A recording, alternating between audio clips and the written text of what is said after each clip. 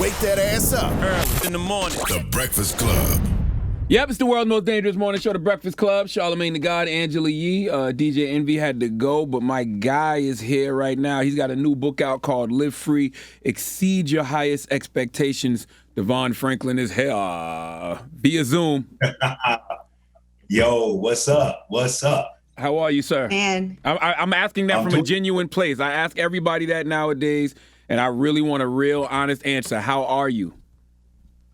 I'm good and I'm stressed. Okay. That's the real answer. I'm in New Mexico right now, Albuquerque, New Mexico, in pre-production on my next film called Flamin' Hot, which is about the creation of Flamin' Hot Cheetos. Wow. Man, you confuse people when you say that, because when you say Flamin' Hot, and I think Devon Franklin, this is a movie about hell, but then it's about Cheetos. Wow. Cheetos, yes. Richard Montanez was a Mexican janitor who worked for Frito-Lay, and he came up with this idea to put chili powder on a Cheeto. And the CEO at the time gave him an opportunity to do it. Next thing you know, Flamin' Hot Cheetos becomes the #1 snack in the country, becomes the biggest snack for Frito-Lay. He goes from being the janitor to becoming vice president of multicultural marketing. So it's like an incredible pull yourself up from your bootstraps kind of story. Eva Longoria is directing it for me. And so I'm here prepping it. And then I'm also doing the book launch, a million other things. So I'm great, but I'm feeling the stress of managing everything right now. No, I'm glad to know that. Question, but that's how I'm really. Because I always wondered what the hell flavor was Flamin' Hot. So I'm glad to know that. I will be watching that. I like those kind of stories. I love the story about the McDonald's founder. I love those kind of stories. Oh, yeah. The founder. Mm-hmm. Yep. The founder with Michael Keaton. Yep. Well, let's talk about you, because obviously now that you're in Albuquerque, you have the book out and you talk about expectations, right? So is your expectation when you're doing something like this, when you're super busy, to be stressed, and how does that affect your relationship? Is the expectation to be stressed? Yeah, I think that it comes with the territory. Especially when it comes to making a movie. Making a movie is a very, very stressful endeavor because, there are so many different people. There are hundreds of people on set trying to manage that. I'm the producer, I'm the sole producer, so I'm responsible for the creative and making sure everything is going well. So that is stressful, there's no doubt. But in the book, I talk about, one of the things that is a set expectation is what's in our control. So what I can't control the chaos of the set, but I can control how I prepare. I can control my disposition. I can control my attitude. So then how it impacts the relationship, there's got to be a lot of grace, right? Because I'm here in Albuquerque, New Mexico. Megan is in Atlanta shooting 2 movies. So we are not, together physically. So it's really about us communicating. And that's the second part of setting expectations, is really communicating what those expectations are, especially when there's some physical distance. We always try to stay, in lockstep because, at any given moment, I can send a text and she can misunderstand it. She can send a text, I can misunderstand it. So it really requires us to really vocalize how we're feeling, what's going on. So these feelings or these unspoken expectations don't become resentments. You know what's interesting to me? I had you on lip service, right? And I had posted a clip from the episode. And now there's all these men who are like, quote, relationship experts, right? Like Kevin Samuels or, Derek Jackson. And I know we discussed this a little bit. And I saw some people just being real skeptical now of anyone that's talking about their own experiences or giving advice online. So what would you say makes you different from people like that? Listen, as we spoke about, I think that anyone, especially any woman, should be skeptical of any man, seemingly trying to posit that we have it all, right? As I mentioned on the show, I think that we teach as we learn. And I think too often as men, we've made the mistake of trying to mansplain a whole bunch of stuff, trying to act like, we are the ultimate experts. But every man, as I talked about, like in my last book, every man struggles between, this love and lust, every man.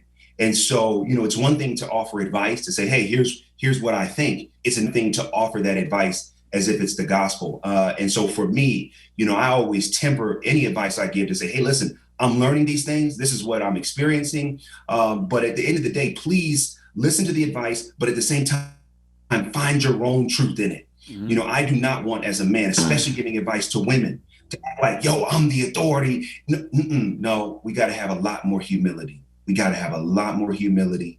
We have to also understand that we as men, every man knows what goes on inside. So the idea that I'm gonna sit up here and tell you, oh yeah, it's all this, and this is what you got to do, and do this to your man and all, that's not me. That ain't me.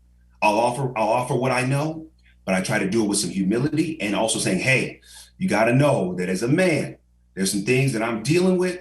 And so I'll try to help you, but just know that it's not coming from a place of like, oh, I've got it all figured out. Now, Devon, what does the title mean to you? Live free, exceed your highest expectations. What is free to you? You know, free to me, and I define it in the book, is, you know, not being under the mental, emotional, or physical control of anyone or anything. And what free means to me is the freedom to be who I am, the freedom to think how I want to think, the freedom to create how I want to create, the freedom to walk in the power of my calling and my gifting and my creation, and exceed your highest expectations. You know, a lot of times I talk about this in the book, you know, expectations are weights. And the more that we have, the more pressure that we feel. And the only way to exceed an expectation is to, one, release as many expectations that we don't need. So often we're expecting too many things. And I say, you know, let them go. And if you do have an expectation, you got to set it. Once your expectation is set by knowing what's in your control and what needs to be communicated, then you position yourself to exceed it. So for me, that freedom is being able to think and be and grow and be who I am, not who people want me to be. Are expectations and standards synonymous? They are not synonymous. And I talk about this in the book. This is really important. A lot of times, you know, when we have an expectation, we try to then make that the standard by which other people live by. That's dangerous. Because it's my expectation, it's your expectation. When I start to judge others by a standard that I've created, now I become the judge and jury, and that's a dangerous place to be. It's one thing for me to have an expectation. An expectation is a strong belief about what should happen in the future. A standard to me is, here's how I live. You know, I have a standard of excellence. I have a standard of discipline. I have a standard of integrity. I have a standard of character. So that standard can position me to meet an expectation, but the standard and the expectation are different because the expectation is something I'm hoping is going to happen. A standard is something I have control over every single day. And please resist the temptation to make your expectations everybody else's standards, because everyone has different standards that they live by. And part of living free is not just the freedom that I have. It's letting everybody else live their freedom. We are trying to control too many people, and we are trying to judge too many people. What about letting someone go on their journey and discover what they need to discover, instead of trying to control and judge and vilify people for living life and learning the lessons that they need to learn?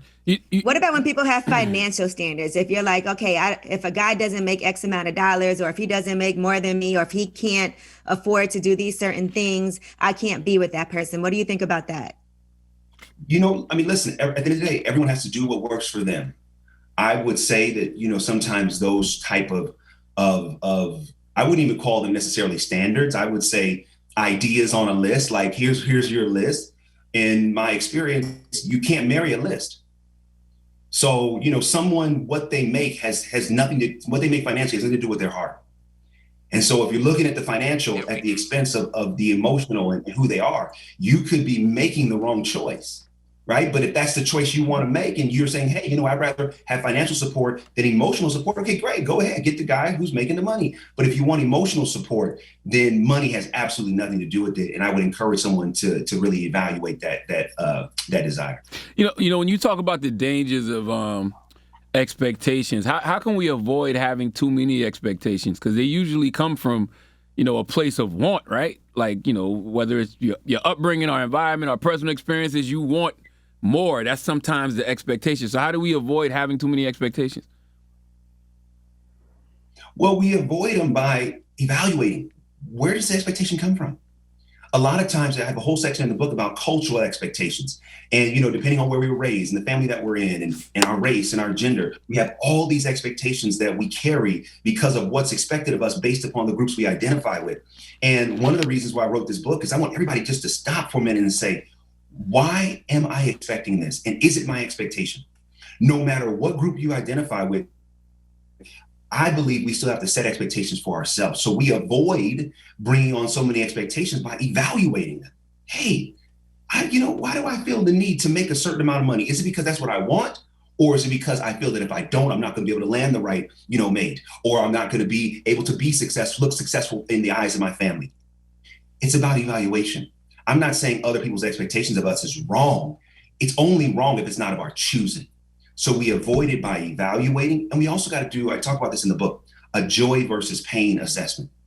If your expectations are bringing you more pain than joy, I would argue you may have too many or you may have the wrong ones. But if your expectations are bringing you more joy than pain, then I would say, okay, great. They're playing a positive role in your life. It's really about this evaluation and no longer just mindlessly living life with the stress and pressures that we feel without saying, wait, where's this coming from? And what really is the direction that I want to go? Devon, one thing that you talk about the book, and I related to this so much because I feel like I used to always have issues, but not really discuss them, right? We know communicating is really important. And you tell this baked chicken story. So if you could just share that, because I had to learn that sometimes I would just try not to say anything when something was bothering me, because it might seem like a little petty to me and you're just waiting to see if somebody can figure it out. But you really do have to be very like, okay, here's what, I would like for this to happen, or just even express yourself. And sometimes that's a hard thing to do until you explode and then it doesn't come out right. Yeah, I talk about this in the book. When Megan and I got married, somewhere in Genesis chapter 45, it said that men are supposed to take out the trash and women are supposed to cook. So I said, cool, great. So we get into the marriage and she started cooking. Now, she only had at the time one recipe, and that was for baked chicken. It's true, I'm not lying. It was the baked chicken, some potatoes, and she switched out the corn and the greens, right? Like just depending on what was going on. So I was like, okay, great. This is all you got. Cool. I love it. Thank you so much. Thank you. You love me. Great. She leaves to go to New York to film a TV show for NBC. She was there for about 6 months. She comes back. And my unspoken expectation was that the chicken was going to continue. I got home every day after work and wasn't nothing in the oven, nothing in the microwave, nothing in the refrigerator. And day after day, I started to get salty. Like, wait a minute. You know that you have not been home. Why are you not cooking for me? And then I started to make an assumption. Oh, so clearly you don't love me or you don't know what this marriage is about. So I was getting upset. Long story short, one day she said, what's wrong with you?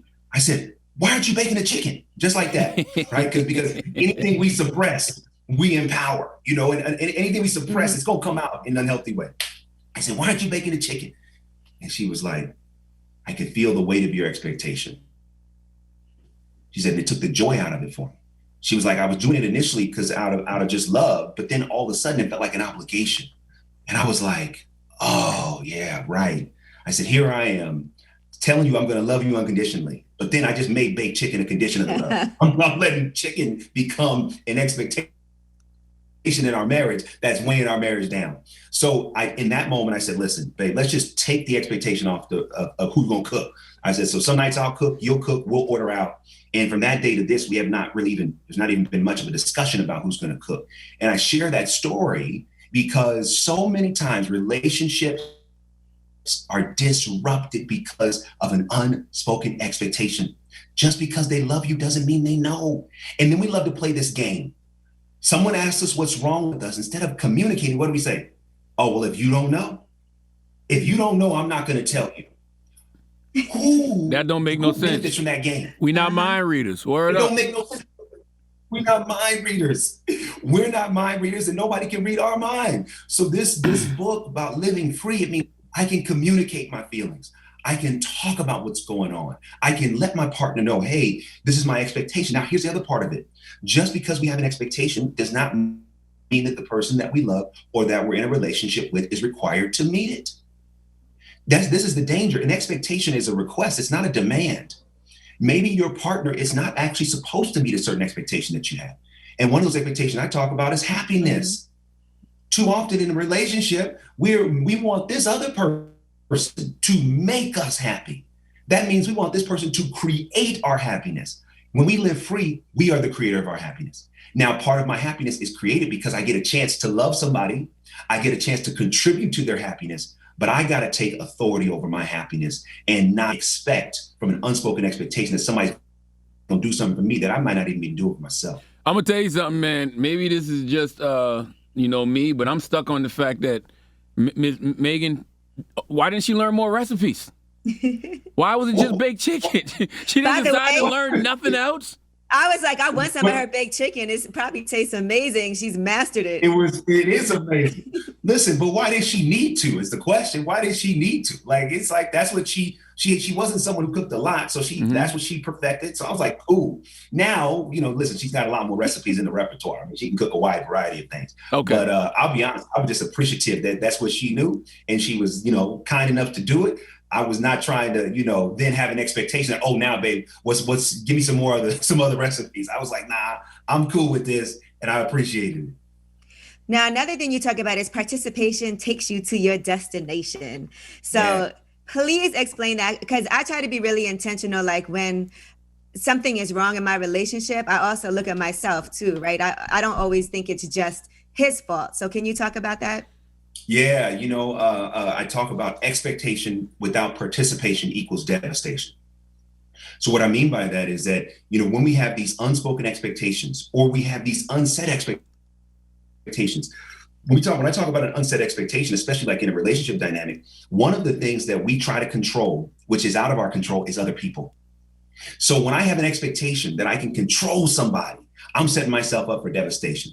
So when I talk about participation, that participation means that if I have an expectation of my relationship, that first and foremost, I have to be what I expect.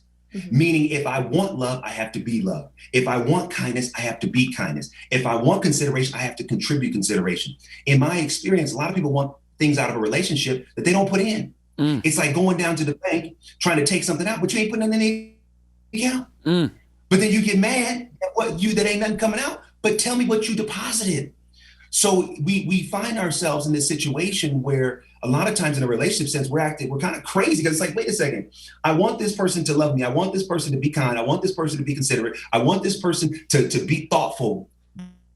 But I might not be contributing those things. So I talk about having an expectation, but then you got to participate. And the combination of those two is what sometimes can set us up for that expectation to be met. And also, the one thing I would say is this, it's dangerous to give to get. Mm-hmm.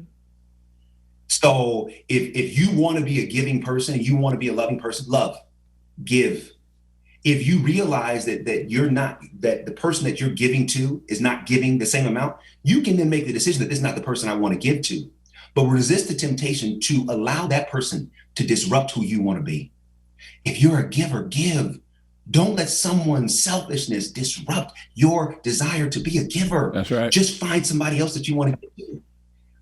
Because so often in a relationship, we let other people get us out of who we want to be. If you're a loving person, be loving. If that person doesn't accept your love, that's a reflection of them. Maybe you got to give your love to someone else, but don't let that person disrupt the DNA of your creation and your personality and your outlook on life, because then they win and they go on to somebody else and you are left picking up the pieces and trying to figure out who you are. I want to talk to you about chapter 12, the process is the result, because you talk about focusing on the process. And, that's something I always tell people, because everybody always wants to worry about the end result, right? Like, oh, he got $30 million for this, $100 million for that. But what about what that person did to get there? How can we break our addiction to results? Oh, man, bro, this is the key right here. No matter what your goal is in life, no matter what you're trying to do, and this sounds a little, counterintuitive, the result is not the result. It's about the process. Meaning, if I'm focused so much on the result, if I'm focused on how much money I want to make, if I'm focused on the position that I want to have, if I'm focused on the deal that I want to get, and I overlook the process, then I may never achieve what I want. In my experience, one of the people that I learned the process from a lot was like growing up in the business was Will Smith. He's been a mentor, been a friend, and he was the one that really focused my attention on the process. When we would work on movies like Hancock and Karate Kid and Pursuit of Happiness, it was all about the process of developing the script. We would spend hours upon hours getting the script right. Why? Because the better the script, the better the development, the better the casting, the better the movie would be. And in my experience, when we treat that process like the result, we ultimately can get the result and sometimes better. Going back to expectations, the reason why the process is more important than the result is the process is what we can control. If I'm focused on the result, it's an unset expectation. I'm wanting something that I actually don't control, but the process I control. My discipline I control, my integrity I control, my excellence I control, my attitude I control, my research I control. Y'all got one of the dopest shows on the face of the planet, but no matter how hard you try, you can't get somebody to listen. But the process, the guests, how well you research, the questions you ask, the marketing, the publicity, and the richer the soil of the process, the stronger the growth of the result will ultimately be. And in my experience, you can overshoot the result if you have an incredible process that you focus on and you nurture every day. That's Now, right. Devon, I put together a couple of these Ask Ye questions that I thought you could be pretty good at answering. Okay. Don't get nervous. All right. Oh, no, we got you. So one question, this woman wants to know, she's been with her man for 10 years. They have 2 children together. She wants to get married and he doesn't. It's important to her, but for him, he feels like everything is nice and smooth the way it is. We shouldn't have to prove that to anybody. Can't we just have our relationship thrive like this? What would your advice be? Well, if she wants to get married and he doesn't, she's going to have to come to a crossroads. It's a difficult decision. Meaning, if her desire for marriage is greater than her desire for her current situation, then I'll be honest with you, she's going to have to leave the situation. Because one of the recipes for disaster in a relationship is trying to get somebody to do something that they just don't want to do. And having an unrealistic expectation that the more you talk to them and the more you try to explain to them, oh, you're going to get them to change. If he's being clear, I don't want to get married, then the onus is on her. Is she going to make the decision to take control of her life and pursue what it is that she wants? Because at the end of the day, she's going to have to ask herself this question. What if I get to the end of my life and I did what he wanted me to do, but I didn't do what I really wanted? I really wanted the power of a union and a marriage. Can I live with the fact that I didn't pursue it? And if she can't live with that fact, it might be time for her to pursue a new course. I also sometimes think that when you do that, because guys take it for granted, right, that you'll just always be there, that might make somebody really step up to the plate and realize that they really want to, or that they don't. And then either way, you figure it out. Yeah, it's true. But Ansel, what I would say on that real quick is I would encourage someone not to do that for manipulation. Mm-hmm. Do it because it's what's really in your heart and you're like sincere about it. Like, yo, I'm leaving. Not right. Because, oh, I'm going to do this because I'm trying to, manipulate. No, I agree with that. But sometimes you do that because, yes, that's what I want and I leave. And then he ends up realizing, okay, I was really taking this for granted. Because I do feel like sometimes people are together and they're just like, this is so smooth. And you don't see a lot of successful marriages. Yeah. And so some people do get scared of marriage. It's true. And marriage is a scary thing. Yet some people still want it. So if you want it, there's nothing wrong with that. All right. Now, another question, and this was one that we did, but a lot of people were trying to ask for further advice. How do you tell your partner that they need to lose weight? Well, first and foremost, when you talk about something like that, which is very sensitive, it can't be with the finger out. You gotta no, because now you're attacking, right? If you're in a relationship and you want health